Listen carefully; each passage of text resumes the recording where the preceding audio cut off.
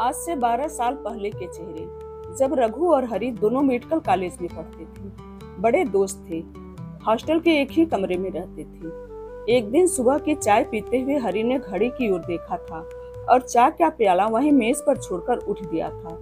रघु ने कारण पूछा था तो हरि ने जरा झिझककर उसे बताया था कि उस वक्त एक लड़की बाहर के मोड़ से गुजरती अपने कॉलेज जाती है। पिछले 10 दिनों से वह उस मोड़ पर खड़े होकर उस गुजरती लड़की को देखता है, उसके साथ बात नहीं करता, सिर्फ देखता है। रघु उस दिन हरि को मजाक करता रहा था, you damn, go to hell. दोनों चेहरे इकट्ठे ही एक दिन एकता के वाकिफ हुए थे। एक चुपचाप था, जर्द था, दूसरा ब्राइट था, अग्रेसिव था। खूबसूरती दोनों में थी, पर एकता उम्र के जिस हिस्से से गुजर रही थी वह आसानी से चुप को नहीं समझ सकती थी, सिर्फ आवाज को समझ सकती थी।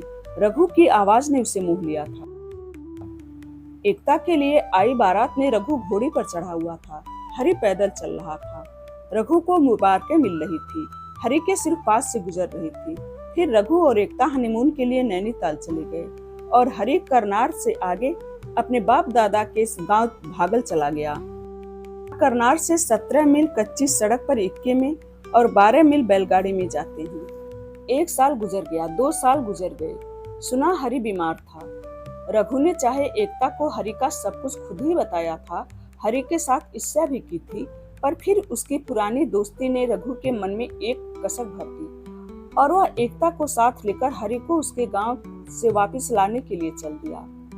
चुपचाप और पीले जर्द हरि को वो जब इक्के में बिठाकर लौट रहे थे, एकता को चुप के अर्थ पता चल गए थे। कच्ची सड़क पर बदन को हिचकोले लग रहे थे। हिचकोले से टूटी एकता चुप की चुप हो गई। हरि भी चुप था, एकता भी चुप थी, पर यह चुप से मिली हुई नहीं थी, 2 टुकड़े में टूटी हुई थी। फिर और बरस हरि सिर्फ तब बोलता था जब कभी रघु एकता पर गुस्से हो उठता था।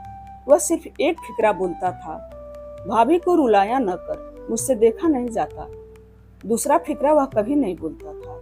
दूसरा फिक्रा और फिर हर फिक्रा सिर्फ उसकी मौजूदगी थी। मौजूदगी भी मिट गई, सब कुछ एक फिक्रा बन के रह गया था। हवा की सती में जिसमें एकता सांस लेती थी, तब भी अब भी होठ नहीं रहे थे। फिक्रा अब भी हवा में मिला हुआ था। एकता हवाई अड्डे के जहाज की खिड़की से बाहर देख रही थी, अपने आप को जो सचमुच उस खिड़की से बाहर था।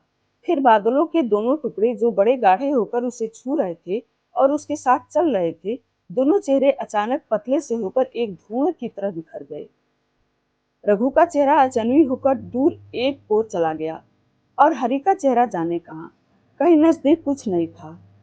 सिर्फ एकता को यह लगा कि उसका अपना आप कुछ और गाढ़ा हो गया था। शायद हरि का चेहरा धुआं बनकर कहीं दूर नहीं गया था, उसके अपने में ही मिल गया था। एक पुरानी चुप जो 2 टुकड़ों में टूटी हुई थी, मिलकर एक हो गई थी। जिंदगी जिस चीज को एक नहीं कर सकती, सिर्फ मौत के हाथों एक होती है। एकता का सांस उसके गले में अटक सा गया।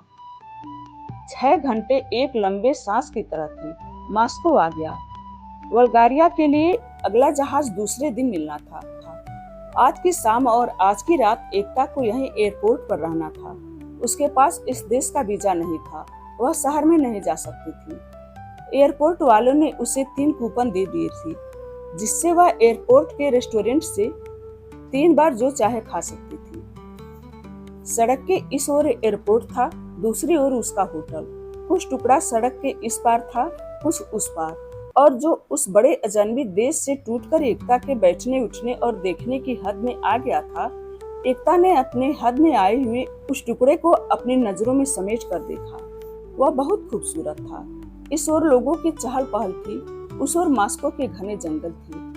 पेड़ों की जबान नहीं होती, लोगों की जबान उसे समझ नहीं आ सकती थी, इसीलिए एक अजीब भरपूरता थी, एक अजीब अकेलापन।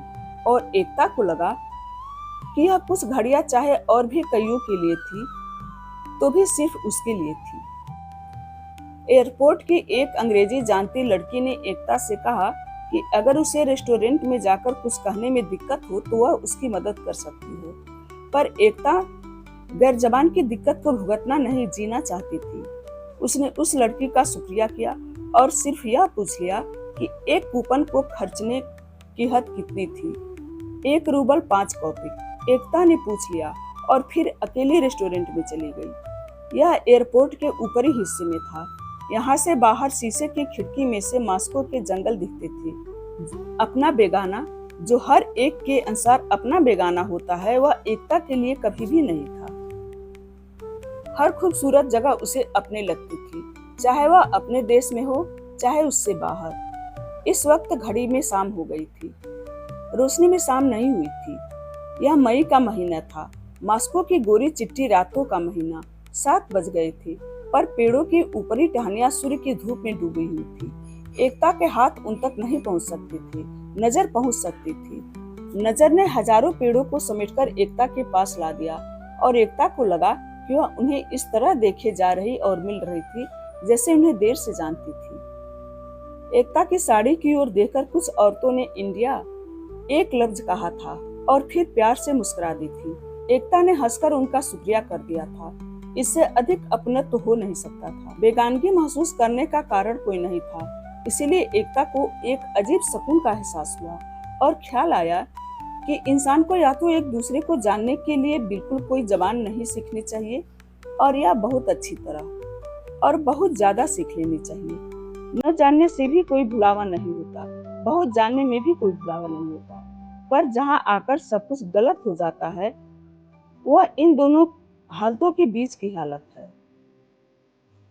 आज एकता के पास किसी के लिए भी लफ्ज नहीं थे, किसी के पास भी एकता के लिए लफ्ज नहीं थे। इसीलिए जितने भी लोग एकता के नजदीक थे, वह एक स्थान की तरह इस स्थान का हिस्सा थे, बिल्कुल उस तरह जिस तरह कुछ दूर पर पेड़ उस दूर स्थान का हिस्सा थे। एकता ने एक कूपन रेस्टोरेंट की एक लड़की को पकड़ा दिया और अपने हिस्से में से 40 कॉपी की एक बियर ले ली। बियर का एक एक घूंट पीती एकता को लगा कि आज की शाम उसकी जिंदगी में वह पहली शाम थी जिसका एक एक पल वह बियर की एक एक घूंट की तरह पी रही थी। जिंदगी का वक्त हमेशा उसने काटा था, आगे कभी पीकर नहीं देखा था। अरुण को एकता के कुछ खत आए थे, कैबी भी आई थी, सब में काम का जिक्र था। अरुण को एकता में हमेशा एक विश्वास रहा था, पर उसे बाहर भेजते वक्त एक बार अरुण को यह जरूर लगा था कि उसने यह कदम अपने विश्वास से भी बड़ा उठा लिया था। इसीलिए एक हल्की सी घबराहट उसमें कुछ दिन रही थी, लेकिन वह बहुत परेशान नहीं था। यह घबराहट भी उसने जानबूझकर ली थी। यह कीमत देकर भी वह समझता था कि उसे यह करना था। पर आज जब एकता के खतों में उसने काम की तफसील देखी, उसे एक अजीब तसल्ली आई कि एकता का जाना सिर्फ एकता के लिए ही नहीं, काम के लिए भी ठीक था। एकता का अपने में विश्वास बड़ा हो गया था। वह खतों में दिखता था, पर इससे ज्यादा उसने अपने बारे में कुछ नहीं लिखा था। पर आज अरुण को एकता का जो खत आया, खत छोटा था, पर अरुण ने एक बार पढ़ा, 2 बार पढ़ा और फिर खत को बाह में लेकर इस तरह अपने साथ सटा लिया जैसे पूरी की पूरी अपनी बहन को अपने गले से लगा लिया हो। लिखा हुआ था, अरुण, आज मैंने कुछ पा लिया है, वह जिसे पाने के लिए मैं आज तक जीती रही, इसी धरती ने दिया है। जिंदगी के रहते दिन इस धरती की देनदार रहूंगी, धरती की भी और तेरी भी, क्योंकि यह सब तेरे हाथों हुआ है। जिसके अस्तित्व को मैं इस दुनिया में देखना चाहती थी, देख लिया है। यह खत लिखते हुए मैं उसे आंखों से देख रही हूँ, हाथों से छू रही हूँ। वह मेरे सामने है, नहीं सामने नहीं, मैं खुद उसके भीतर हूँ, उसमें समाई हूँ और उसे अपने में समोकर। तुम्हें उसका नाम बताऊं? वारना। यह धरती का एक अजीब टुकड़ा है, एक तरफ सागर, एक तरफ पहाड़, एक तरफ जंगल, यह तीनों का संगम है। सागर मुझे इंसान की विशाल और जलथल करती आत्मा की तरह लग रहा है और जंगल मनुष्य के उस मन की तरह जिसमें नित नई राहें मिलती हैं, रंगों और सुगंधों से भरी हुई और नित नया कुछ उगने खिलने का चिन्ह। और ऊंचे ऊंचे पहाड़ इंसान की आत्मा का प्रतीक हैं, एक ऊंचाई को लिए हुए। अरुण, मैं यही 3 चीजें किसी इंसान में ढूंढती थी, किसी मर्द में। आज लगता है उसने स्थान का रूप बदल लिया है और वह मुझे मिल गया है। रूप बदलने से क्या होता है, वह मुझे मिल गया है और मैंने उसे पहचान लिया है और मेरे भीतर जो कुछ अधूरा था वह पूरा हो गया है। सिर्फ एक ख्याल आता है कि मैं इसके पास नहीं रह सकूंगी। पर एक बात सोचती हूँ, धरती बहुत बड़ी है, तंग दिल भी नहीं। उसके पास इस जैसे और टुकड़े भी होंगे, हमारे देश में भी होंगे। तूने एक बार कहा था कि तुझे अपने काम की एक नई ब्रांच खोलनी है। तू कोई जगह सोचेगा, मेरी इस बात को सोच लेना। तू जितना काम कहेगा मैं करूंगी, और वहां से मैं अपने लिए एक छोटी सी जगह बना लूंगी, अपने वजूद जितनी छोटी। तेरी एकता।